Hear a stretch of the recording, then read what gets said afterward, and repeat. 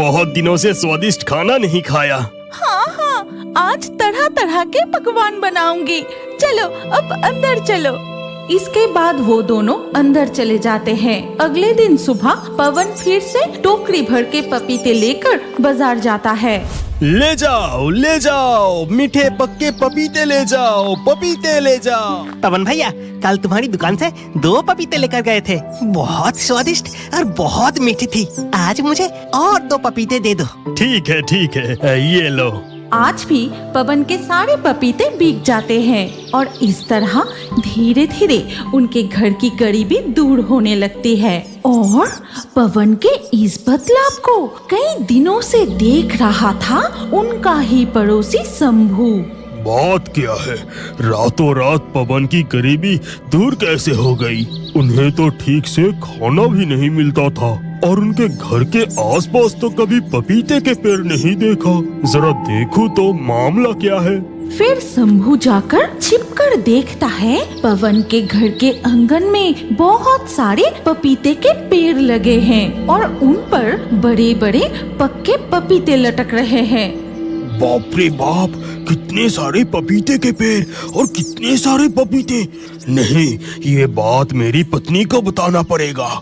इसके बाद शंभू घर लौटकर अपनी पत्नी कुहेली को सारी बात बताता है और सब कुछ सुनकर, ये तुम क्या कह रहे हो? नहीं, उन्हें इस तरह से अमीर बनने नहीं दे सकती। आज रात तुम जाकर। हाँ भगवान, समझ गया। आज रात तुम और मैं जाकर। अरे ये क्या, इस तरह से ये पपीते कहाँ से उड़कर आ रहे हैं? रुको, अभी ये सब देखने की समय नहीं है। पहले इन पेड़ों को काट कर गिराना पड़ेगा। फिर शंभू कुल्हाड़ी लेकर जैसे ही पपीते की पेड़ फिर से काटने जाता है, अचानक कुल्हाड़ी गायब हो जाता है और ठीक तभी चुड़ैल उनके सामने छलांग लगाकर आ जाती है।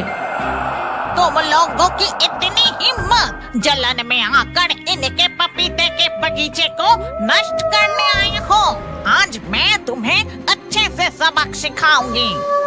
ये कहकर चुड़ैल उन दोनों को हवा में उठा लेती है। फिर जादू करके उनके सामने मच्छरों का एक झुंड ले आती है। अरे बाप रे, मच्छरों के काटने से मेरा हालत खराब हो गया। अरे बाप रे, कितनी जोर से मच्छर काट रही है। हमें माफ कर दीजिए, हम फिर कभी भी पड़ोसी के नुकसान नहीं करेंगे। हमें माफ कर दीजिए। जाओ, भागो यहाँ से, दोबारा कभी इस इलाके में दिखाई मत देना। ये कहकर चुड़ैल उन्हें नीचे उतर देती है और वो दोनों मच्छरों का डंक खाते हुए वहाँ से भाग जाते हैं। उनकी चीख सुनकर पवन और माया कमरे से बाहर आते हैं। सुनो, अब चिंता करने की कोई जरूरत नहीं। अब तुम्हारे पपीते के बाग को कोई नुकसान नहीं पहुँचाएगा। चुड़ैल, आपका बहुत बहुत धन्यवाद। लेकिन मेरी एक शर्त है। लेकिन ये पपीते किसी आम इंसान के खाने के पपीते नहीं हैं। ये पपीते जंगल के भूत प्रेत चुड़ैल खाते हैं। मैं तुम्हें ये पपीते नहीं दे सकती, लेकिन हाँ, मैं तुम्हें कुछ जादुई पपीते की बीज देती हूँ। इन्हें अपने घर के पास बो देना, फिर देखना क्या होता है। वो दोनों चुड़ैल के हाथ से पपीते की बीज लेकर घर लौट आते हैं और उन्हें अपने घर के आंगन में बो देते हैं। उस रात वो सिर्फ पानी पीकर ही सो जाते हैं। फिर धीरे धीरे सुबह हो जाती है और सुबह नींद से जागते ही माया बाहर निकलकर देखती है। ए जी, सुनते हो? जल्दी बाहर आके देखो तो जरा। माया की आवाज सुनकर पवन जल्दी से बाहर आता है और देखते हैं रातों रात पपीते के पेड़ बड़े होकर उनमें बड़े बड़े पपीते लटक रहे हैं और पपीते की खुशबू से चारों ओर महक रहा है। तुम देर मत करो, जल्दी से कुछ पपीते तोड़कर बाजार में बेच कर आओ। पवन जल्दी से बहुत सारे पपीते तोड़कर टोकरी में भरकर बाजार में बेचने जाता है। पपीते ले जाओ, पपीते, मीठे पक्के पपीते। अरे जल्दी ले जाओ, एक बार जो खाएगा वो बार बार खरीदेगा। पवन सामने पड़ा एक पेड़ की डाल उठाकर पपीते तोड़ने लगता है, लेकिन उस पपीते की पेड़ के ऊपर सो रही थी एक डरावनी चुड़ैल। पेड़ से पपीते गिरने की आवाज से उसकी नींद टूट जाती है। बात क्या है, इतनी जोर से ये कैसी आवाज हुई? क्या कोई पपीते तोड़ रहा है? जरा देखो तो। चुड़ैल झांक कर देखती है कि दो लोग उसकी पेड़ से पपीते तोड़ रहे हैं। ये देखकर चुड़ैल झट से उनके सामने कूद पड़ती है।